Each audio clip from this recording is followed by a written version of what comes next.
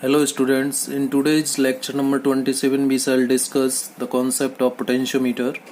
इससे पहले हमने lecture number 26 part 1 and part 2 में मीटर ब्रिज की बात की थी। मीटर ब्रिज एक ऐसी डिवाइस है जिसकी हेल्प से हम अननोन रेजिस्टेंस मेजर कर सकते हैं। मीटर ब्रिज व्हीटस्टोन ब्रिज के प्रिंसिपल पर वर्क करता है। आज हम बात करेंगे पोटेंशियोमीटर। ये भी एक डिवाइस है जिसकी हेल्प से हम पोटेंशियल डिफरेंस मेजर कर सकते हैं। जैसे कि नाम से ही पता चल रहा है, potentiometer. Potentio means potential, meter means measure करता है। जो पोटेंशियल डिफरेंस को मेजर करता है उस डिवाइस को हम पोटेंशियोमीटर कहते हैं। पोटेंशियोमीटर पोटेंशियल डिफरेंस को मेजर करने के काम आता है। पोटेंशियल डिफरेंस जिसको हम ईएमएफ ऑफ ए सेल भी कह सकते हैं। तो किसी सेल का ईएमएफ या किसी सेल के टर्मिनल के बीच का पोटेंशियल डिफरेंस एक्यूरेटली मेजर करने के लिए जिस डिवाइस का यूज करते हैं उसे पोटेंशियोमीटर कहते हैं। यहाँ पर ये जो शब्द है एक्यूरेटली, ये बड़ा इम्पॉर्टेंट है, क्योंकि ऐसे तो हमारे पास पोटेंशियल डिफरेंस और EMF of a cell measure करने के लिए वोल्ट मीटर भी है, बट हम वोल्ट मीटर से के कंपैरिजन में पोटेंशियोमीटर को ज़्यादा प्रेफर करते हैं, क्योंकि पोटेंशियोमीटर जो पोटेंशियल डिफरेंस और ईएमएफ ऑफ ए सेल का मेजरमेंट करता है वो मोर एक्यूरेटली करता है, ज़्यादा अच्छे तरीके से करता है, ज़्यादा शुद्धता के साथ करता है। So we may define potentiometer as a device which is used to measure potential difference or EMF of a cell accurately. किसी सेल के EMF और पोटेंशियल डिफरेंस का एक्यूरेट मेजरमेंट करने के लिए जिस डिवाइस का हम यूज करते हैं उसे पोटेंशियोमीटर कहते हैं। अब नेक्स्ट जो सबसे पहले प्रश्न बनता है, भाई हमारे पास वोल्ट मीटर है, फिर भी हम पोटेंशियोमीटर का यूज क्यों कर रहे हैं? वोल्ट मीटर की हेल्प से हम पोटेंशियल डिफरेंस और ईएमएफ मेजर कर सकते हैं, तो फिर हमें पोटेंशियोमीटर की ज़रूरत क्या है? एक्चुअली हम पोटेंशियोमीटर से एक्यूरेटली पोटेंशियल डिफरेंस और ईएमएफ को मेजर कर सकते हैं। देखिए वोल्ट मीटर के साथ क्या प्रॉब्लम होती है, हम जानते हैं कि जो आइडियल वोल्ट मीटर होता है उसका रेजिस्टेंस इनफाइनाइट होता है। आइडियल रेजिस्टेंस तो कोई करंट ड्रॉ नहीं करेगा सर्किट से, क्योंकि उसका रेजिस्टेंस इनफाइनाइट होता है। लेकिन जो प्रैक्टिकली डिजाइंड वोल्ट मीटर होते हैं, जितने भी लेबोरेटरीज में वोल्ट मीटर यूज किए जाते हैं, जो प्रैक्टिकली डिजाइंड वोल्ट मीटर हैं उनका रेजिस्टेंस इनफाइनाइट नहीं हो सकता। और जब इनफाइनाइट रेजिस्टेंस नहीं हो सकता वोल्ट मीटर का, तो इसका मतलब वो वोल्ट मीटर सर्किट से कुछ ना कुछ करंट ड्रॉ करेगा। It means therefore a voltmeter will always draw some current when it is connected in a circuit. जब इसको किसी सर्किट में जोड़ा जाएगा तो ये कुछ ना कुछ करंट ड्रॉ करेगा to measure EMF और potential difference of a cell as shown in the figure। ठीक है, तो मैंने आपको क्या बताया कि जो आइडियल वोल्ट मीटर है उसका रेजिस्टेंस इनफाइनाइट होता है।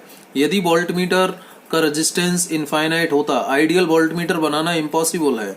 आइडियल वोल्ट मीटर हम नहीं बना सकते। वोल्ट मीटर जो प्रैक्टिकली डिजाइन किए जाते हैं उसका कुछ ना कुछ इनफाइनाइट रेजिस्टेंस नहीं हो सकता। प्रैक्टिकली डिजाइंड वोल्ट मीटर का रेजिस्टेंस इनफाइनाइट नहीं हो सकता। ठीक है, यदि इनफाइनाइट रेजिस्टेंस होता वोल्ट मीटर का तो वो सर्किट से कोई करंट ड्रॉ नहीं करता, और उस केस में जो आइडियल वोल्ट मीटर है वो सेल का ईएमएफ और पोटेंशियल डिफरेंस एक्यूरेटली मेजर कर पाता। लेकिन अभी ऐसा केस नहीं है, क्योंकि कोई भी volt meter ideal volt meter नहीं हो सकता। आइडियल वोल्ट मीटर नहीं हो सकता, इसका मतलब किसी भी प्रैक्टिकली डिजाइंड वोल्ट मीटर का जो रेजिस्टेंस है वो इनफाइनाइट नहीं हो सकता। इसलिए therefore a volt meter will always draw some current. Volt meter हमेशा कुछ करंट ड्रॉ करेगा जब इसे when it is connected to in a circuit, जब इसे किसी सर्किट में जोड़ा जाएगा टू मेजर ईएमएफ और potential difference of a cell.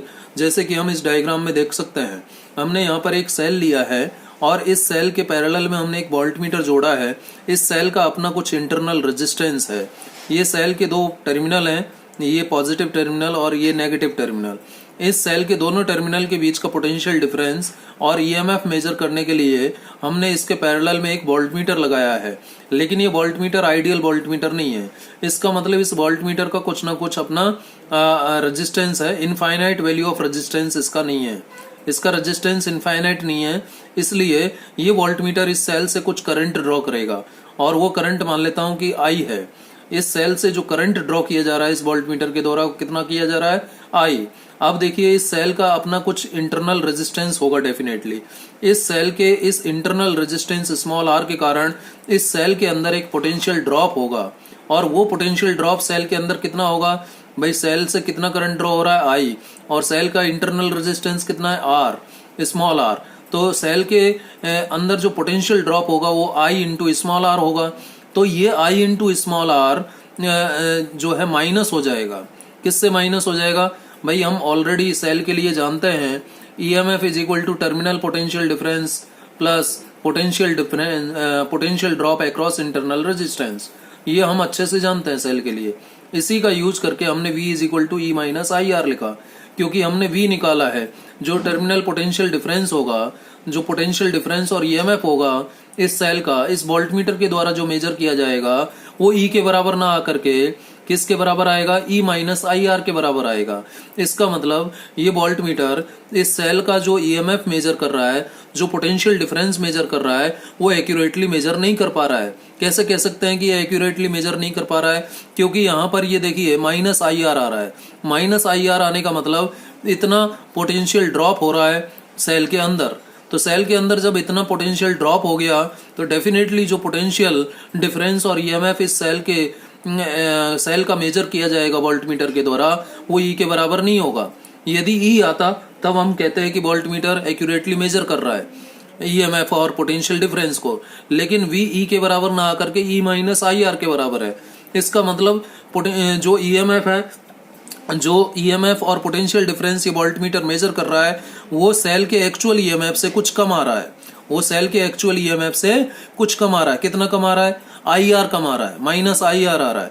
इसका मतलब ये है कि ये वोल्टमीटर इस सेल से करंट ड्रॉ कर रहा है, और उस वजह से ये वोल्टमीटर जो ईएमएफ और पोटेंशियल डिफरेंस है सेल का, उसे एक्यूरेटली मेजर नहीं कर पा रहा है। इसलिए हम पोटेंशियोमीटर का यूज करते हैं, क्योंकि पोटेंशियोमीटर सर्किट से या सेल से कोई एक्स्ट्रा करंट ड्रॉ नहीं करता। जब पोटेंशियोमीटर सेल से या सर्किट से कोई एक्स्ट्रा करंट ड्रॉ नहीं करेगा तो V का वैल्यू E के बराबर आएगा। इसका मतलब पोटेंशियोमीटर के द्वारा मेजर किया गया जो पोटेंशियल होगा, जो पोटेंशियल डिफरेंस होगा, जो ईएमएफ होगा, वो E के बराबर होगा, यानी एक्यूरेट आएगा। इसलिए पोटेंशियोमीटर का हम यूज करते हैं एज कम्पेयर टू वोल्टमीटर। ठीक है, इट मीन, अब देखिए यही मैंने यहाँ पर लिखा है, it means voltmeter does not measure accurate value of EMF और पोटेंशियल डिफरेंस। इसका मतलब जो वोल्टमीटर है वो ईएमएफ और पोटेंशियल डिफरेंस की एक्यूरेट वैल्यू को मेजर नहीं कर पाता है। It measures potential difference which is always less than E. जो पोटेंशियल डिफरेंस और ईएमएफ ये वोल्टमीटर मेजर करता है वो हमेशा ई से कम होगा। कितना कम, आई आर, इतना पोटेंशियल ड्रॉप जो कि सेल के अंदर हो रहा है। Whereas जबकि potentiometer does not draw any current, जबकि पोटेंशियोमीटर कोई एक्स्ट्रा करंट ड्रॉ नहीं करता from the circuit of a cell, cell के सर्किट से। Whereas a potentiometer does not draw any current from the circuit of a cell and measures potential difference और EMF accurately।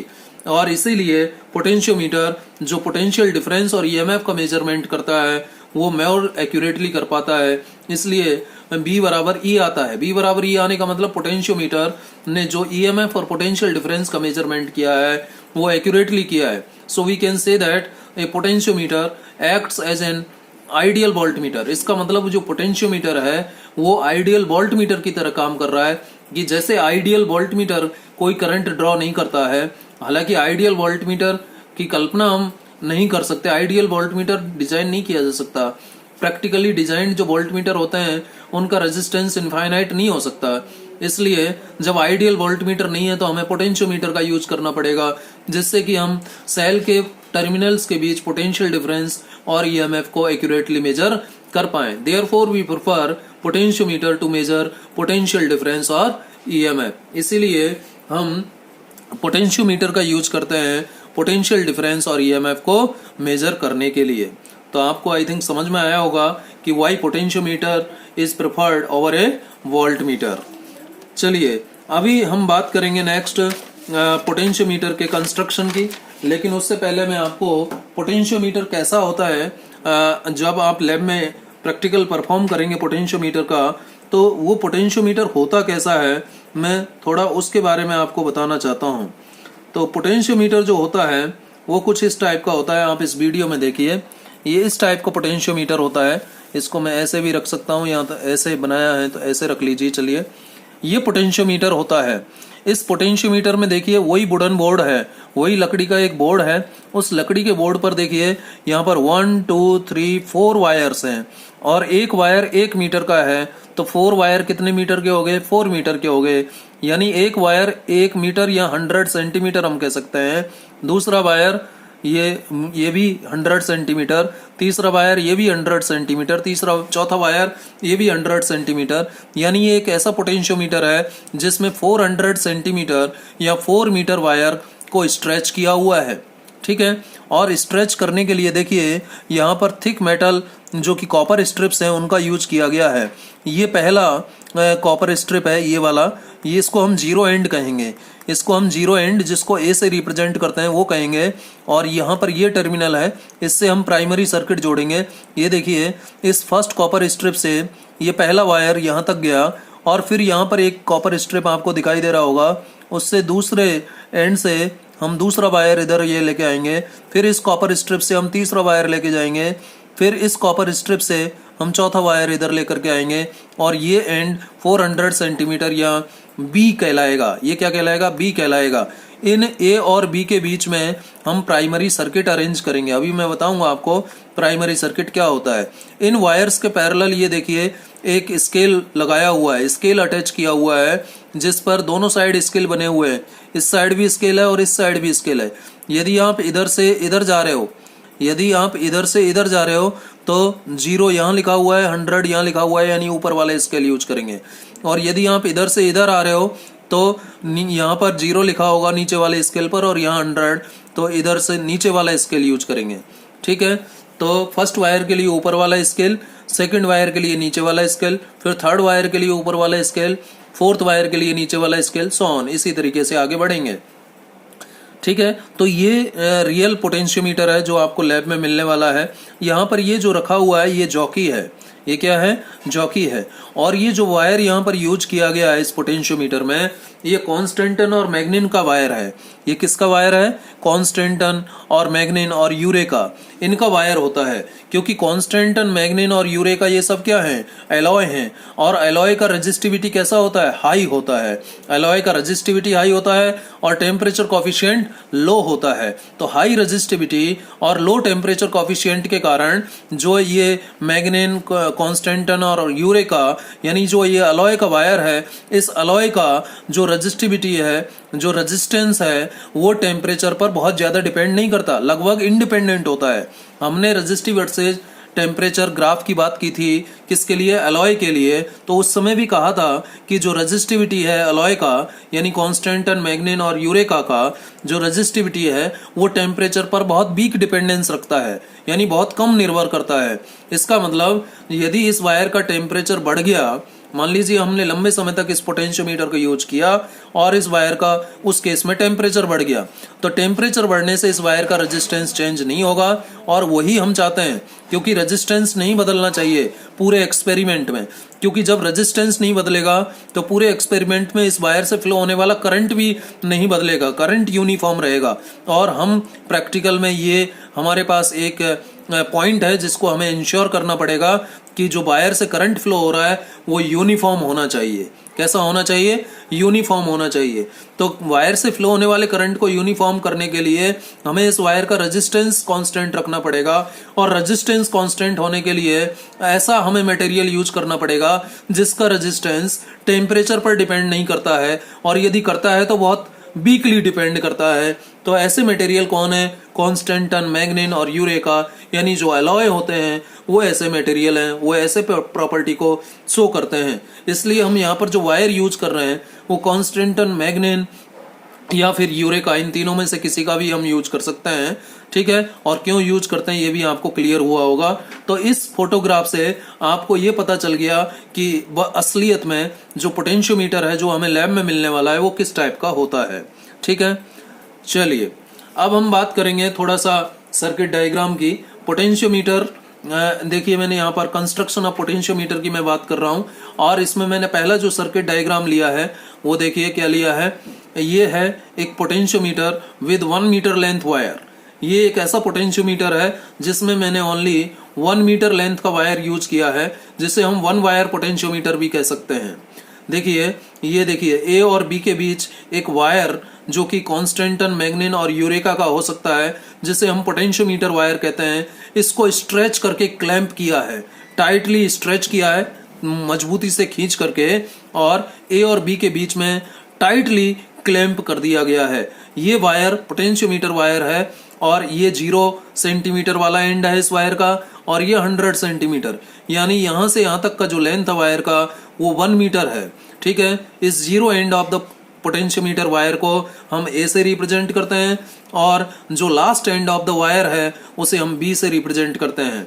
अब ए और B के बीच हम क्या अरेंज करेंगे? हम अरेंज करेंगे प्राइमरी सर्किट। अब देखिए, ए और बी का मतलब क्या है? ये ए और बी वही है जो मैंने आपको फोटोग्राफ में दिखाया। देखिए, ये ए और बी, ये आपका हो गया ए और ये हो गया आपका बी। ये ए टर्मिनल और ये बी टर्मिनल। ए का मतलब 0 सेंटीमीटर वाला पॉइंट और बी का मतलब लास्ट पॉइंट, जो कि इस केस में, इस फोटोग्राफ में 400 सेंटीमीटर है। ठीक है, तो ये ए और ये बी, इन ए और बी दोनों टर्मिनल के बीच में हम एक प्राइमरी सर्किट अरेंज करते हैं। और वो प्राइमरी सर्किट ये देखिए, ए से मैंने मिली एमीटर जोड़ा और मिली एमीटर का दूसरा एंड ड्राइवर सेल के ईएमएफ से, पॉजिटिव टर्मिनल से जोड़ा। ध्यान रखिएगा, ये बहुत ही इंपॉर्टेंट बात है। ड्राइवर सेल का ईएमएफ हमेशा ए पॉइंट से जुड़ा होना चाहिए, 0 एंड ऑफ द वायर से जुड़ा होना चाहिए। ड्राइवर सेल का positive terminal must be connected to 0 end of the wire always. यदि ऐसा नहीं है तो आपको कभी भी नल पॉइंट और बैलेंस पॉइंट नहीं मिलेगा। तो positive terminal of the driver cell, और इसको हम ऑक्सिलरी सेल भी कहते हैं, बैटरी भी कह सकते हैं। तो positive terminal of this driver cell और ऑक्सिलरी सेल और battery whose EMF is E, this positive terminal is connected to 0 end of the wire through this milliammeter. The negative terminal of this driver cell is connected to rheostat and the another end of the rheostat क्या है? Current control device है। Current control device जिसे हम rheostat या variable resistor, यानी जिसकी help से हम रेजिस्टेंस बदल करके सर्किट में करंट को कांस्टेंट बना सकते हैं। ठीक है, तो इस रियोस्टेट का दूसरा एंड 1 वे की के एक टर्मिनल से जुड़ा रहता है और 1 वे की का दूसरा टर्मिनल बी से जुड़ा रहता है। तो ये जो सर्किट मैंने ए और बी के बीच अरेंज किया है, this circuit is known as primary circuit. ये क्या कहलाता है? प्राइमरी सर्किट है। तो ये पोटेंशियोमीटर वायर है, सॉरी पोटेंशियोमीटर है, और एक ऐसा पोटेंशियोमीटर जिसमें 1 मीटर लेंथ का वायर यूज किया गया है, 1 वायर पोटेंशियोमीटर। इसे हम बेसिक पोटेंशियोमीटर कह सकते हैं। ठीक है, आगे मैंने एक नोट लिखा हुआ है और नोट में जो लिखा है वो बात मैंने आपको पहले ही बता दी है। बी यूज कॉन्स्टेंटन और मैग्नीन वायर बिकॉज यहाँ पर ये जो वायर है, ये वायर हम कॉन्स्टेंटन और मैग्नीन का लेते हैं because it's resistivity is high and its temperature coefficient is low. इसका टेम्परेचर कोफिशिएंट लो होता है, रेजिस्टिविटी हाई होती है। इसका मतलब क्या हुआ? दैट इज इट्स रेजिस्टिविटी और रेजिस्टेंस इज ऑलमोस्ट इंडिपेंडेंट, निर्भर नहीं करता किस पर? टेम्परेचर पर, या वीक डिपेंडेंस रखता है। ठीक है, और जब टेम्परेचर पर ये डिपेंड नहीं करता तो टेम्परेचर बदलने से रेजिस्टेंस ऑफ द वायर नहीं बदलेगा, और जब रेजिस्टेंस ऑफ द वायर नहीं बदलेगा तो डेफिनेटली इससे फ्लो होने वाला करंट भी नहीं बदलेगा। और हम वही चाहते हैं कि वायर से यूनिफॉर्म और कांस्टेंट करंट फ्लो होता रहे। एक दूसरा पोटेंशियोमीटर और मैंने यहाँ पर बनाया है। This is the potentiometer with 4 metre length of the wire और 4 वायर पोटेंशियोमीटर। ये एक ऐसा पोटेंशियोमीटर है जिसमें मैंने 1 मीटर वायर के बजाय वायर के 1 मीटर के सेगमेंट्स लिए हैं। ये एक सेगमेंट है, ये जो एक सेगमेंट है वायर का, ये 1 मीटर का है। ये दूसरा सेगमेंट ऑफ द वायर है जो कि 1 मीटर का है। ये तीसरा सेगमेंट ऑफ द वायर, ये भी 1 मीटर का है। ये चौथा सेगमेंट ऑफ द वायर, ये भी 1 मीटर का है। इसका मतलब 1 + 1 + 1 + 1 यानी 4 मीटर वायर का यूज मैंने यहाँ पर किया है। तो 4 मीटर वायर पोटेंशियोमीटर यूज कह सकते हैं इसको, 4 वायर पोटेंशियोमीटर हम इसे कह सकते हैं। वायर के पैरेलल देखिए मैंने एक स्केल अटैच कर दिया है, मैंने आपको फोटोग्राफ में दिखाया था। वायर के पैरेलल जो है स्केल अटैच रहता है, ये बात मैंने आपको बताई थी, आप दोबारा से देख सकते हैं वीडियो में। ये देखिए इस वायर के पैरेलल ये एक स्केल अटैच्ड है, स्केल अटैच्ड है। ठीक है, और इस स्केल पर देखिए दोनों साइड में स्केल बना हुआ है 0 से 100 और 0 से 100।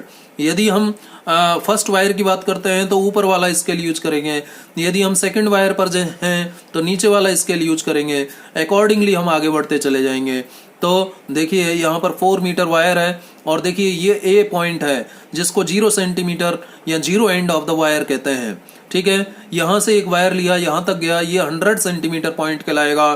फिर जो दूसरा वायर हम जोड़ेंगे वो यहाँ से यहाँ तक जोड़ा, तो हम यहाँ से मूव करेंगे जॉकी को, यूं जाएंगे और फिर यहाँ से ऐसे आएंगे। ऐसा नहीं है कि यहाँ से ऐसे गए और फिर यहाँ से स्टार्ट किए, ऐसे नहीं करना है। यहाँ से इधर जाएंगे और फिर यहाँ से बढ़ेंगे आगे, फिर यहाँ जाएंगे, ऐसे जाएंगे, फिर यहाँ से इधर आएंगे। इस तरीके से जॉकी को मूव करना है। तो जैसे मैंने यहाँ पर मान लीजिए मेरे पास मैंने ये सर्किट कंप्लीट किया, ए और बी जो पॉइंट हैं, बी पॉइंट 400 सेंटीमीटर वाला होगा। भाई ये 0 सेंटीमीटर, ये 100, तो ये भी 100 और ये 200 हो जाएगा। ठीक है, और ये भी 200, तो ये यहाँ कितना हो जाएगा 300, तो ये पॉइंट भी 300 और ये कितना हो जाएगा 400।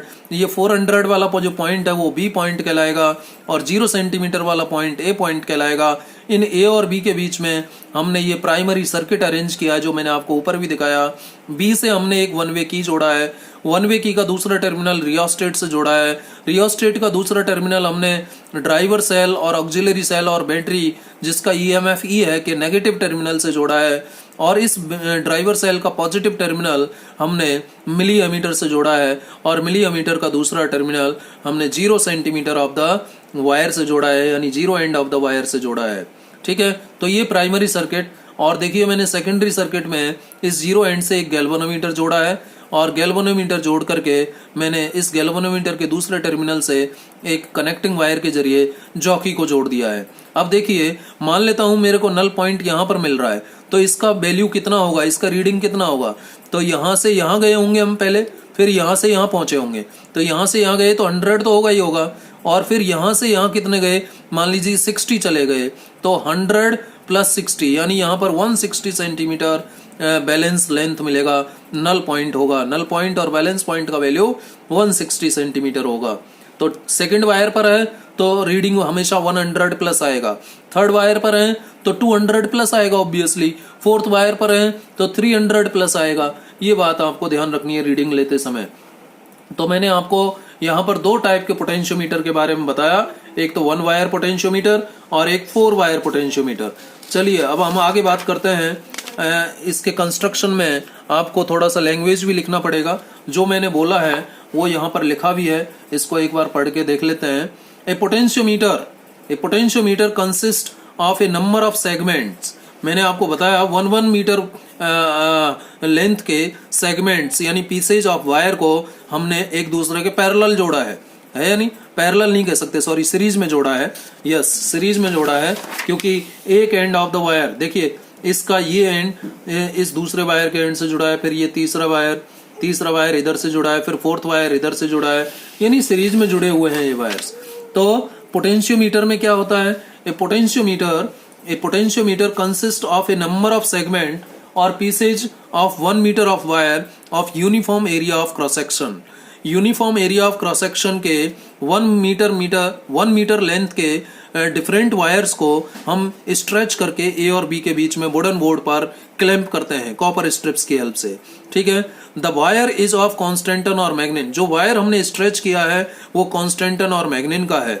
ए metre rod is fixed parallel to its length. A metre rod जिसको हमने स्केल नाम बोला, स्केल उसको वायर के लेंथ के पैरेलल फिक्स किया गया है वुडन बोर्ड पर। और एन ऑक्सिलरी और ड्राइवर सेल और battery is connected across the two end terminals send currents through the wire।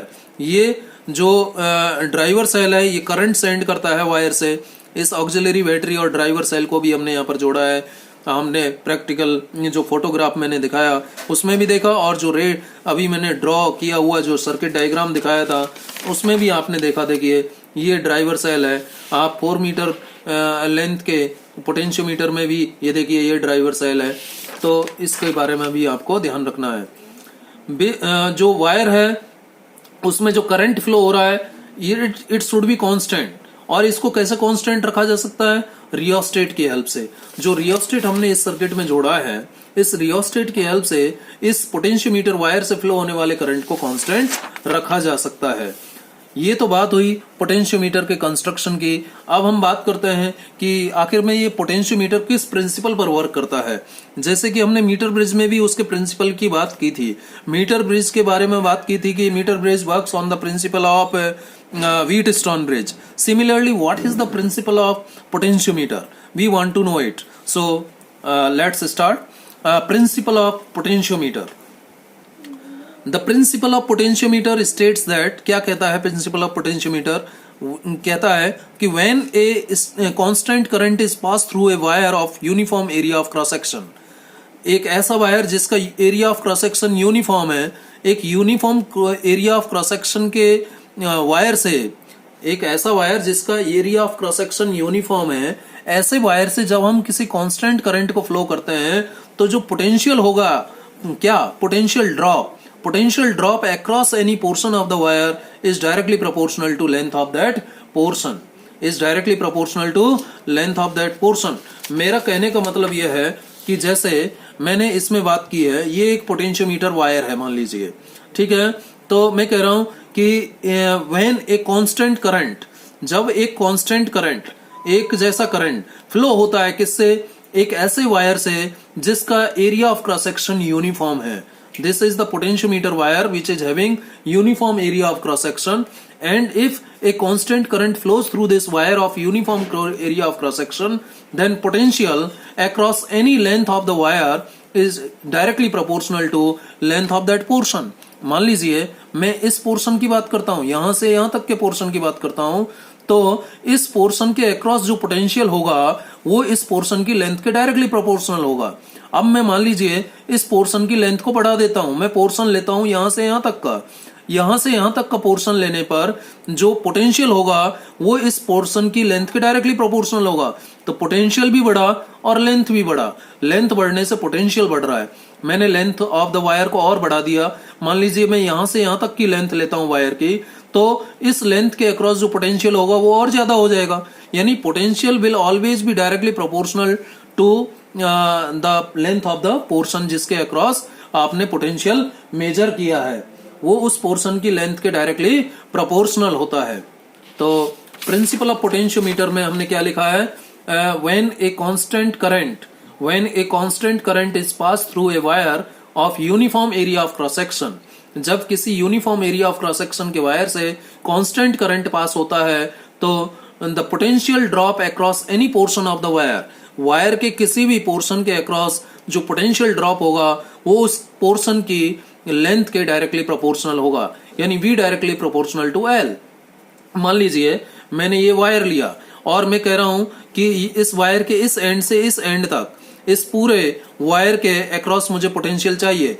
तो पोटेंशियोमीटर प्रिंसिपल क्या कहता है कि potential across this length of the wire, इस वायर के इस पोर्शन के अक्रॉस, भाई ये जो पेंसिल है इसको मैंने वायर मान लिया और इस पेंसिल के यहां से यहां तक के पोर्शन के अक्रॉस जो पोटेंशियल होगा वो इस पोर्शन की लेंथ के डायरेक्टली प्रोपोर्शनल होगा, बशर्ते कि ये जो वायर है वो uniform area of cross section का हो और इस वायर से फ्लो होने वाला करंट भी कांस्टेंट हो। तो उस केस में इस पोर्शन के अक्रॉस जो पोटेंशियल होगा वो इस पोर्शन की लेंथ के डायरेक्टली प्रोपोर्शनल होगा। आई थिंक आपको समझ में आया होगा, इसलिए हमने लिखा है V directly proportional to L।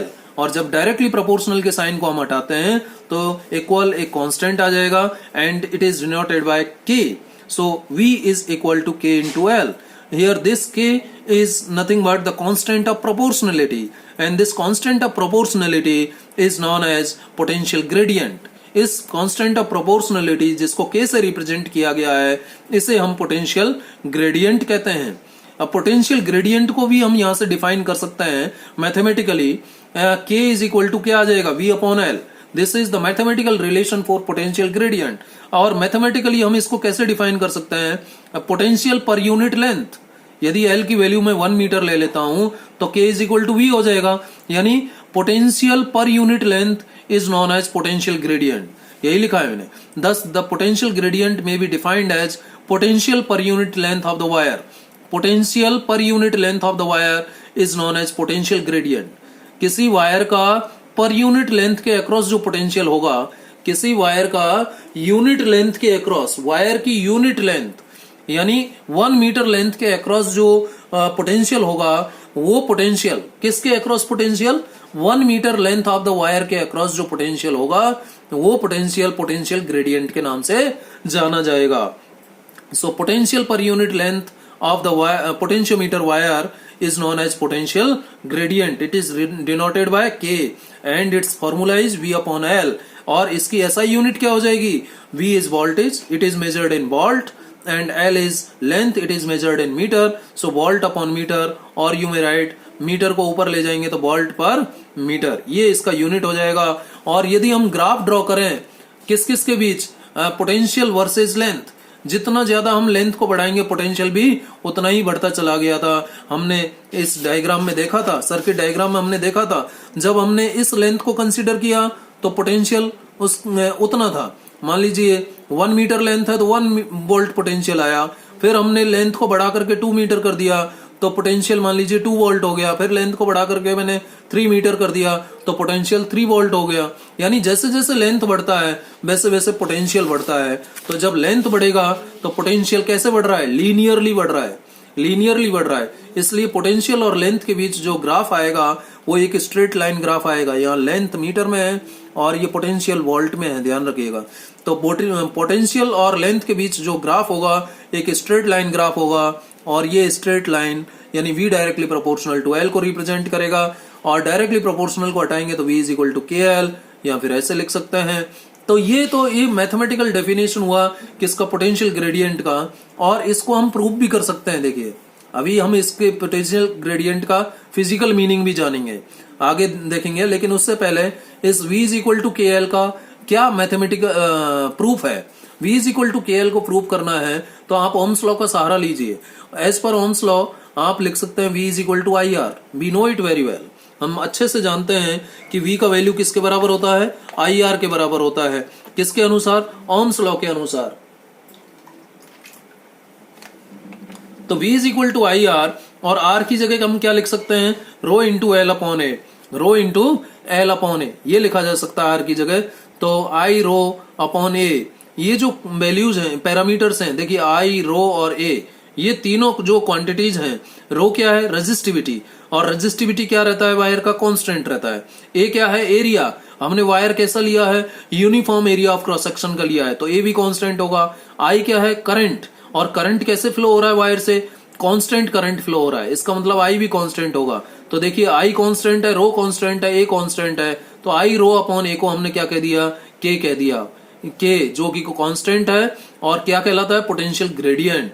इसलिए V बराबर क्या आ गया, इस I रो अपॉन ए की जगह K लिख दिया तो V बराबर K इंटू L आ गया। ठीक है, तो इस तरीके से हम इसे प्रूव भी कर सकते हैं। अब हम थोड़ा जानेंगे कि इस पोटेंशियल ग्रेडियंट का आखिर में फिजिकल मीनिंग क्या है। हमने एक मीनिंग तो इसका जाना कि potential per unit length is known as potential gradient, but in physics क्या इसका फिजिकल मीनिंग हो सकता है। देखिए, potential gradient of the potentiometer is known as its least count. Potential gradient किसका, पोटेंशियोमीटर का, किसी भी पोटेंशियोमीटर का पोटेंशियल ग्रेडियंट उसका अपना लीस्ट काउंट होता है। ये पोटेंशियल ग्रेडियंट पोटेंशियोमीटर का लीस्ट काउंट है। मेरा कहने का मतलब ये है, what is potential gradient of potentiometer, it's least count. Potentiometer का जो लीस्ट काउंट है उसे हम पोटेंशियल ग्रेडियंट कहते हैं, या फिर कहें पोटेंशियल ग्रेडियंट पोटेंशियोमीटर का लीस्ट काउंट है। और लीस्ट काउंट का मतलब क्या है, लीस्ट का मतलब मिनिमम, और काउंट का मतलब काउंट, यानी जो मिनिमम काउंट हम कर सकते हैं, यानी मिनिमम वैल्यू जिसको हम मेजर कर सकते हैं। किसका minimum value, minimum value of potential, minimum value of potential which can be measured by potentiometer. Potentiometer से हम कम से कम कितना पोटेंशियल मेजर कर सकते हैं, वो कम से कम पोटेंशियल उस पोटेंशियोमीटर का पोटेंशियल ग्रेडियंट कहलाएगा। और वो कम से कम पोटेंशियल लीस्ट काउंट के नाम से जाना जाता है, लीस्ट काउंट ऑफ पोटेंशियोमीटर कहलाएगा। और वही least count of potentiometer potential gradient कहलाएगा पोटेंशियोमीटर का। क्लियर है। So least count of potential minimum value of potential which can be measured by potentiometer is known as least count of the potentiometer, and least count of potentiometer is known as potential gradient. जितना ज्यादा ये जितना कम ये least count होगा उतना ही कम potential gradient होगा, यानी smallest the value of के more accurate will be measurement of potential. भाई लीस्ट काउंट जितना कम से कम होगा, यानी जितना कम से कम हिस्से मिनिमम वैल्यू को, जितना मिनिमम वैल्यू ऑफ पोटेंशियल को पोटेंशियोमीटर मेजर कर सकता है, उसे हम उस पोटेंशियोमीटर का पोटेंशियल ग्रेडियंट कहते हैं। यानी जितना कम वैल्यू मेजर करेगा पोटेंशियल ग्रेडियंट भी उतना ही कम होगा, और जितना पोटेंशियल ग्रेडियंट कम होगा पोटेंशियोमीटर उतना ही एक्यूरेटली, उतना ही ज्यादा अच्छे तरीके से पोटेंशियल को मेजर कर पाएगा। तो ध्यान दीजिए, यदि हमें पोटेंशियोमीटर से पोटेंशियल डिफरेंस और ईएमएफ ऑफ ए सेल को अच्छे से मेजर करना है तो हमें इंश्योर करना पड़ेगा कि उस पोटेंशियोमीटर की पोटेंशियल ग्रेडियंट का वैल्यू कम हो। और पोटेंशियल ग्रेडियंट कम रखने के लिए हम क्या करेंगे, क्या अरेंजमेंट कर सकते हैं सर्किट में, वो देखिए आगे हम समझते हैं। सेंसिटिविटी ऑफ पोटेंशियोमीटर में, सेंसिटिविटी ऑफ पोटेंशियोमीटर, इसका मतलब क्या है? सेंसिटिविटी ऑफ पोटेंशियोमीटर का मतलब है कि how accurately A potentiometer can measure the potential difference और ईएमएफ ऑफ ए सेल, कि कितना अच्छे तरीके से, कितना शुद्धता से, कितना एक्यूरेटली कोई भी पोटेंशियोमीटर किसी पोटेंशियल डिफरेंस या ईएमएफ ऑफ ए सेल को मेजर कर पाता है। जितना ज्यादा अच्छा मेजर करेगा उसकी सेंसिटिविटी उतनी ही ज्यादा होगी, जितना कम अच्छे से मेजर करेगा सेंसिटिविटी उतनी ही कम होगी। तो हम किस में इंटरेस्टेड है? हायर सेंसिटिविटी में इंटरेस्टेड होंगे, क्योंकि जितनी ज्यादा सेंसिटिविटी होगी पोटेंशियल को उतना ही अच्छे से पोटेंशियोमीटर मेजर कर पाएगा। सो फॉर हाई सेंसिटिविटी के मस्ट बी लो। अब अभी थोड़ी देर पहले हमने कहा कि पोटेंशियल ग्रेडियंट कम होना चाहिए, पोटेंशियल ग्रेडियंट के का वैल्यू कम होगा तो सेंसिटिविटी हाई होगी। क्लियर है? The sensitivity of the potentiometer means the smallest potential difference measured by potentiometer. जो पोटेंशियोमीटर की सेंसिटिविटी है वो स्मॉलेस्ट पोटेंशियल डिफरेंस है जो कि मेजर किया जाता है किसकी हेल्प से? पोटेंशियोमीटर की हेल्प से। ठीक है? Sensitivity of A potentiometer can be increased, जो पोटेंशियोमीटर है उसकी सेंसिटिविटी इंक्रीज की जा सकती है with the help of by decreasing it's potential gradient. किसी भी पोटेंशियोमीटर की सेंसिटिविटी हम इंक्रीज कर सकते हैं, कैसे? उस पोटेंशियोमीटर की पोटेंशियल ग्रेडियंट को कम करके। और further this potential gradient can be decreased. और ये पोटेंशियल ग्रेडियंट कैसे डिक्रीज की जाएगी? पोटेंशियल ग्रेडियंट को डिक्रीज करने के हमारे पास दो तरीके हैं। Number one, increasing length of the potentiometer wire. हम पोटेंशियोमीटर वायर की लेंथ बढ़ा दें। तभी तो मैंने आपको शुरू में बताया था, दो टाइप के पोटेंशियोमीटर मैंने आपको शुरू में बताए, एक तो 1 वायर पोटेंशियोमीटर और एक 4 वायर पोटेंशियोमीटर। तो कौन बेटर होगा? Definitely, obviously 4 metre wire potentiometer better होगा, क्योंकि इसमें पोटेंशियोमीटर वायर की लेंथ ज्यादा है और इसमें ओनली 1 मीटर वायर लेंथ का वायर है। तो 1 मीटर लेंथ के वायर से जो पोटेंशियोमीटर बना है वो उतना अच्छे से एक्यूरेटली मेजर नहीं कर पाएगा जितना एक्यूरेटली ये 4 मीटर वायर पोटेंशियोमीटर मेजर कर पाएगा। इससे भी ज्यादा बेटर हम पोटेंशियोमीटर बना सकते हैं। 6 मीटर वायर का यूज करके पोटेंशियोमीटर बनाइए, 10 मीटर वायर का पोटेंशियोमीटर बनाइए। तो यदि आपको लैब में ऑप्शन दिए जाएं, आपके सामने एक 1 मीटर वायर लेंथ का 1 मीटर लेंथ वायर का पोटेंशियोमीटर है, एक आपके सामने 4 मीटर लेंथ वायर का पोटेंशियोमीटर है और एक आपके सामने 10 मीटर लेंथ पोटेंशियोमीटर वायर का पोटेंशियोमीटर है, तो आप किसको सेलेक्ट करेंगे? ऑब्वियसली 10 मीटर को। Very good, 10 metre length of the wire को के पोटेंशियोमीटर को आप सेलेक्ट करेंगे, क्योंकि वो जितना ज्यादा लेंथ ऑफ द पोटेंशियोमीटर होगा, वायर का जितना ज्यादा लेंथ होगा उसकी जो एक्यूरेसी है वो उतनी ही ज्यादा होगी। So increasing length of the potentiometer wire we can increase the sensitivity of the potentiometer, और we can say we can decrease the potential gradient of the potentiometer. Number 2 जो तरीका है सेंसिटिविटी ऑफ पोटेंशियोमीटर को बढ़ाने का या potential gradient को कम करने का, वो है reducing the current flowing through the wire. Wire यानी पोटेंशियोमीटर वायर से जो करंट फ्लो हो रहा है वो कम होना चाहिए। वो बहुत लार्ज अमाउंट का करंट नहीं होना चाहिए। इसलिए हम सर्किट में मिली एमीटर का यूज कर रहे हैं कि भाई हमें small amount of current measure करना है। तो करंट को रिड्यूस करके भी हम पोटेंशियल ग्रेडियंट को कम कर सकते हैं, यानी सेंसिटिविटी ऑफ पोटेंशियोमीटर को बढ़ा सकते हैं।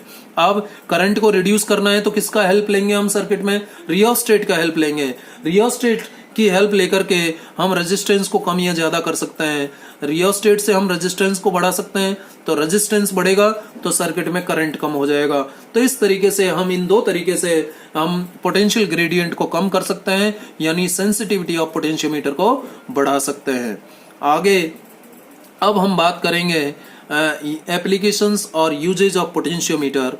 अब दो टाइप के applications of usages of potentiometer हैं, लेकिन इन एप्लीकेशंस और यूजेज ऑफ पोटेंशियोमीटर पर जाने से पहले मैं आपको हल्का सा एक वीडियो छोटा सा दिखाना चाहूँगा, जिसमें आप ये जान पाएंगे कि पोटेंशियोमीटर कैसा होता है और वो कैसे वर्क करता है, इस बारे में आप जान पाएंगे। तो उस वीडियो को पहले हम देखते हैं।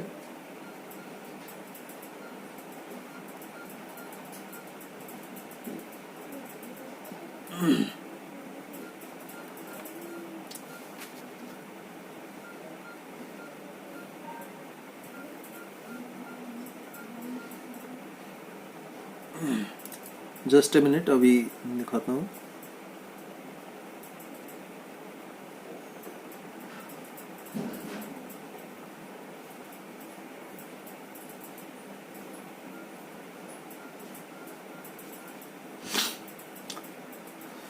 इस वीडियो में आप ये पता कर पाएंगे कि पोटेंशियोमीटर कैसा होता है, कैसे वर्क करता है, कैसे हम सर्किट अरेंज कर सकते हैं।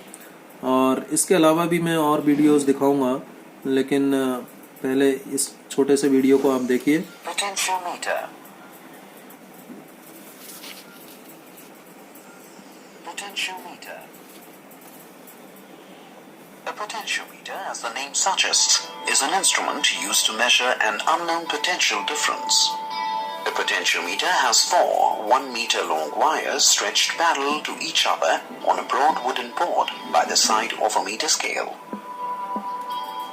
This wire is generally made of Eureka or manganine and is stretched along a wooden board with its ends fixed to thick copper strips. The end A reads 0 centimeter and the length of the wire between A and B is 400 centimeters. The wire is connected to a source of constant EMF through a rheostat, an ammeter, and a one-way key K. A galvanometer is connected between the end A of the wire and the jockey or slider S.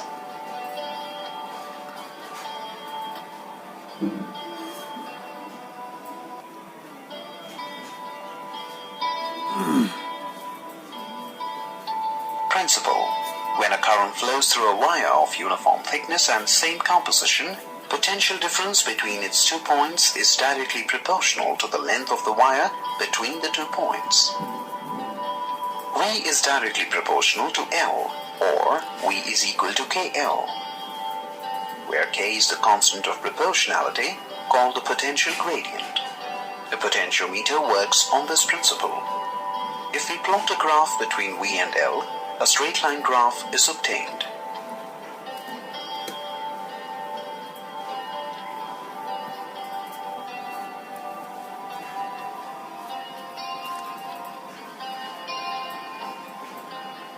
Comparison of EMF of two cells. A potentiometer can be used to compare the EMFs of two cells. For comparing the EMFs of two cells, arrange the cell as shown. The EMF of the driving battery is constant and more than that of given experimental cells E1 and E2. The positive. ये जो video है ये comparison of EMF of two cells है। इसमें ये देखिए E1 and E2 ये secondary circuit के सेल्स हैं, और ये जो बड़ा सेल दिखाई दे रहा है ये ड्राइवर सेल है। ये ड्राइवर सेल है, ये रियोस्टेट है, और ये आपका एमीटर है, और ये वोल्टमीटर है, और ये जॉकी है, और ये एक 2-वे की है जिसका यूज हमें करना पड़ेगा, और इसके ऊपर हम अभी डिस्कशन भी करेंगे। पहले ये देखिए। The cells E1 and E2 are connected to the zero end terminal A of the potentiometer, whereas the negative terminals are connected through a two-way key to a galvanometer and a jockey. The measurement of EMFs is carried out in two steps.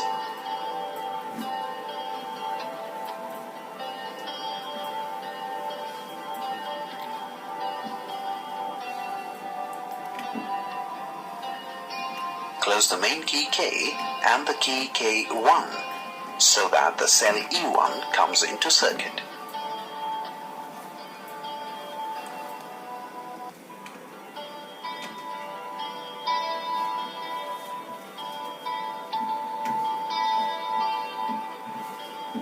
The jockey is moved gently along the potentiometer wire AB till a point is obtained where the galvanometer shows no deflection. Let this point J be at a distance L1 from the zero end. At this point, E1 is directly proportional to the length of the balancing wire. E1 is equal to K into L1, where K is the constant of proportionality. Click on the keys K and K1 to open the circuit.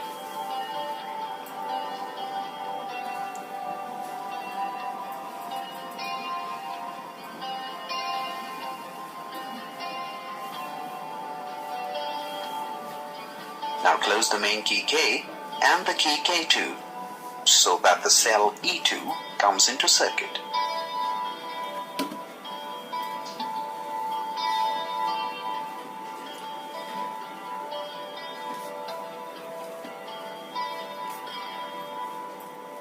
The jockey is again moved along the potentiometer to find the balancing point. Let this point be at a distance L2 from the zero end. At this point, E2 is directly proportional to the length of the balancing wire.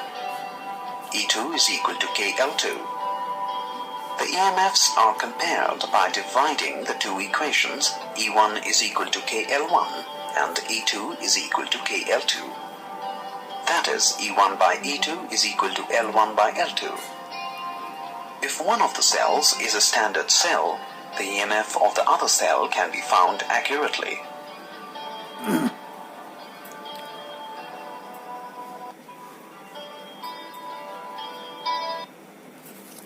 तो अभी आपने देखा इस video में आपने देखा कि कैसे comparison of EMF of two cells किया जाता है। फर्स्ट एप्लीकेशन हम बात करेंगे, एप्लीकेशन और यूजेज ऑफ पोटेंशियोमीटर। पहला जो आपने वीडियो में भी देखा वही एप्लीकेशन हम ले रहे हैं। Comparison of EMF of two cells, हम दो सेल्स के ईएमएफ का कंपैरिजन कर सकते हैं। A circuit diagram for the comparison of EMF of two cells is drawn on next page. After completion of connections को पूरा कर लेने के बाद we maintain a constant current in the potentiometer wire. जो पोटेंशियोमीटर वायर है उसमें constant current flow होना चाहिए, इसको मेंटेन करना है। और इसको मेंटेन करने के लिए हमें ड्राइवर सेल को एडजस्ट करना है, हमें की को एडजस्ट करना है, रियोस्टेट को एडजस्ट करना है। मेन रोल रियोस्टेट का है, उसकी हेल्प से हमें रेजिस्टेंस को कम या ज़्यादा करके सर्किट में करंट को कांस्टेंट करना है। कोई भी टर्मिनल लूज नहीं होना चाहिए, ना तो सेल का कोई टर्मिनल कोई कनेक्शन लूज हो, ना रियोस्टेट का ना की का। लेट अब मान लेते हैं कि जो दो सेल जिनका ईएमएफ हमें कंपेयर करना है, मान लीजिए फर्स्ट सेल का ईएमएफ E1 है और सेकंड सेल का ईएमएफ E2 है। Let E1 and E2 are the EMFs of the two given cells whose EMFs are to be compared. ये दो सेल के EMF हैं, फर्स्ट सेल का EMF E1, सेकंड सेल का E2। इन दोनों EMF को कंपेयर करना है, ठीक है। इसके लिए हमने इन दोनों सेल्स के जो पॉजिटिव टर्मिनल हैं, the positive terminals of these cells are connected to end A. End A से जोड़ने हैं positive terminals of the potentiometer wire and the negative terminal are connected and the negative terminal are connected to a high resistance box। और negative terminal को high resistance box से जोड़ना है, एक galvanometer जोड़ना है, जॉकी जोड़नी है थ्रू ए टू वे की। ए हाई रेजिस्टेंस यूज किया गया है to prevent the damage of galvanometer. अब देखिए ये सर्किट डायग्राम है, इस सर्किट डायग्राम में आपको सब कुछ क्लियर दिखाई दे रहा है। ये एक 4 मीटर वायर का मैंने पोटेंशियोमीटर लिया है। ये जो सर्किट है ये प्राइमरी सर्किट है। ये देखिए बी से, ये बी एंड है 400 सेंटीमीटर, बी से मैंने वन वे की जोड़ा, वन वे की का दूसरा एंड जो है रियोस्टेट से जोड़ा, रियोस्टेट का दूसरा end negative terminal of the driver cell से जोड़ा जिसका ईएमएफ ई है, और इस ड्राइवर सेल यानी ऑक्सिलरी सेल और बैटरी जिसका ईएमएफ ई है, इसका पॉजिटिव टर्मिनल मिली एमीटर से होते हुए जीरो एंड से जोड़ा है। और जिन दो सेल्स का ईएमएफ कंपेयर करना है, ये E1 और E2, ये दो सेल्स हैं जिनका ईएमएफ E1 और E2 को मुझे कंपैरिजन करना है। तो इन दोनों सेल्स के पॉजिटिव टर्मिनल को जीरो से जोड़ना है। ध्यान रखिए, zero and of the wire या 0 सेंटीमीटर ऑफ द वायर या फिर ए कहते हैं, ठीक है। यदि ऐसा नहीं होगा, ये पॉजिटिव जो भी सेल हम यूज कर रहे हैं सर्किट में, उनका positive terminal 0 centimetre of the wire या ए से जुड़ा होना चाहिए। Negative terminal of these two cells are connected to two terminals of a two way key. ये टू वे की के 3 टर्मिनल है, 1, 2 और 3। 1 एक साइड का टर्मिनल है, 3 दूसरी साइड का टर्मिनल है, और 2 मिडिल टर्मिनल है, ठीक है। और मिडिल टर्मिनल से हमने एक resistance box, high resistance box और सीरीज में जोड़ा है गैल्वेनोमीटर के। इस हाई रेजिस्टेंस बॉक्स का रोल इस गैल्वेनोमीटर को प्रोटेक्ट करना है। इस गैल्वेनोमीटर से ज्यादा करंट फ्लो ना हो जाए, उसे रोकने के लिए हमने इस गैल्वेनोमीटर के सीरीज में इसका बॉडी गार्ड यानी सुरक्षा गार्ड बिठा दिया है। तो इसका मतलब ये जो हाई रेजिस्टेंस है इस गैल्वेनोमीटर को सुरक्षा प्रदान करता है to protect it from damage due to flow of large amount of current. तो इसको centre point of two way key से जोड़ना है। जो लेफ्ट और राइट टर्मिनल्स हैं टू वे की के, लेफ्ट वाला 1 टर्मिनल फर्स्ट सेल के नेगेटिव से और थर्ड टर्मिनल दूसरे सेल के नेगेटिव टर्मिनल से जोड़ दिया जाता है, ठीक है। ये हमारा सर्किट अरेंजमेंट है कंपैरिजन ऑफ ईएमएफ के लिए। तो अब वर्किंग में सबसे पहले हम की को क्लोज करेंगे। की को क्लोज करते ही प्राइमरी सर्किट में इस ड्राइवर सेल के कारण करंट फ्लो होगा इस पोटेंशियोमीटर वायर में, ठीक है। और वो वायर कांस्टेंट होना चाहिए, रियोस्टेट से उसको एडजस्ट कर देना है, सभी कनेक्शंस टाइट होने चाहिए। अब मैंने क्या किया, अब इस टू वे की में मैंने सबसे पहले जो प्लग इंसर्ट किया टू वे की में, मान लीजिए मैंने 1 और 2 के बीच में प्लग इंसर्ट कर दिया। जब 1 और 2 के बीच में प्लग इंसर्ट करूंगा तो जो सेकंड सेल है ये तो सर्किट से बाहर होगा और फर्स्ट सेल सर्किट के अंदर होगा। फर्स्ट सेल सर्किट के अंदर है, इसका मतलब क्या हुआ, फर्स्ट सेल सर्किट में है, इसका मतलब जो बैलेंस पॉइंट हमें मिला फर्स्ट सेल के कारण, मान लीजिए J1 पर मिला है, तो AJ1 ये जो पोर्शन है जो बैलेंस लेंथ है, इस AJ1 का जो पोटेंशियल होगा, इसके अक्रॉस जो पोटेंशियल ड्रॉप होगा वो इस सेल के EMF के बराबर होगा या नहीं होगा, इस सेल के EMF के बराबर होगा, क्योंकि इस सेल से तो कोई करंट ड्रॉ हो ही नहीं रहा है, क्योंकि यहाँ 0 डिफ्लेक्शन आ रहा है, इसका मतलब इससे कोई करंट ड्रॉ नहीं हो रहा है। यदि इससे करंट ड्रॉ हो जाता तो हमें बैलेंस पॉइंट मिलता ही नहीं। इसलिए हम क्या करते हैं, ड्राइवर सेल का EMF हमेशा सेकेंडरी सेल्स के EMF से ज्यादा रखते हैं। यदि ऐसा नहीं हुआ, यदि सेकेंडरी सेल्स के EMF का सेकेंडरी सेल्स के EMF ज्यादा हुए किससे, ड्राइवर सेल के EMF से, तो इन सेकेंडरी सेल्स से करंट ड्रॉ हो जाएगा, और जब इनसे करंट ड्रॉ होने लग जाएगा तो हमें यहाँ 0 डिफ्लेक्शन नहीं मिलने वाला। तो इसलिए हमेशा ध्यान रखना कि ड्राइवर सेल का EMF जो है ज्यादा होना चाहिए सेकेंडरी सेल के EMF से, जिससे कि जो करंट पोटेंशियोमीटर वायर में है वो ड्राइवर सेल के कारण ही हो, इनके कारण नहीं होना चाहिए, इनसे कोई करंट ड्रॉ नहीं होना चाहिए। इसको वैसे ही समझ सकते हैं जैसे कि ये 2 वोल्ट और ये 2 वोल्ट के 2 सेल है और ये एक बल्ब है। इस यदि इधर भी 2 वोल्ट और इधर 2 वोल्ट और इसके बीच में ये बल्ब जोड़ दिया तो क्या ये बल्ब जलेगा? नहीं जल पाएगा। क्यों नहीं जलेगा? क्योंकि जितना करंट इससे आ रहा है उतना ही करंट इससे आएगा, तो ये बल्ब नहीं जलेगा, ये बल्ब नहीं जलेगा। तो AJ1 जो J1 पहला बैलेंस पॉइंट है जो फर्स्ट सेल के सर्किट में आने से मिला है, इस AJ1 के अक्रॉस जो पोटेंशियल ड्रॉप होगा डेफिनेटली इस सेल के EMF E1 के बराबर होगा। तो इसलिए मैंने लिखा BAJ1 यानी AJ1 के अक्रॉस जो पोटेंशियल ड्रॉप है वो K into L1 के बराबर होगा, और ये BAJ1 E1 के बराबर है तो E1 बराबर K into L1 आ जाएगा। अब मैं क्या करता हूं, अब इस सर्किट में मैंने प्लग को 1 और 2 से निकाल करके प्लग को कहाँ इंसर्ट कर दिया, 2 और 3 के बीच में इंसर्ट कर दिया। जब 2 और 3 के बीच में इंसर्ट करेंगे और यहां से निकाल देंगे तो फर्स्ट सेल सर्किट से आउट हो जाएगा, सेकंड सेल सर्किट में आ गया। अब जो बैलेंस पॉइंट है वो चेंज हो जाएगा, मान लीजिए J2 पर मिल रहा है इसके कारण, तो AJ2 जो लेंथ है, इस AJ2 लेंथ जिसको बैलेंस लेंथ सेकंड सेल के लिए कहेंगे, इस AJ2 लेंथ के अक्रॉस जो पोटेंशियल ड्रॉप होगा वो सेकंड सेल के EMF के बराबर होगा, यानी potential across AJ2 would be equal to E2। तो क्या लिखा जाएगा फिर, BAJ2 क्या लिखा जाएगा, K इंटू L2 लिखा जाएगा। कब, जब हमने प्लग को कहाँ इंसर्ट किया है, 2 और 3 के बीच इंसर्ट किया है। तो सेकंड सेल सर्किट में आ गया, फर्स्ट सेल सर्किट से बाहर हो गया, तो नल पॉइंट और बैलेंस पॉइंट J2 पर मिल रहा है। तो BAJ2 क्या होगा, K इंटू L2 होगा।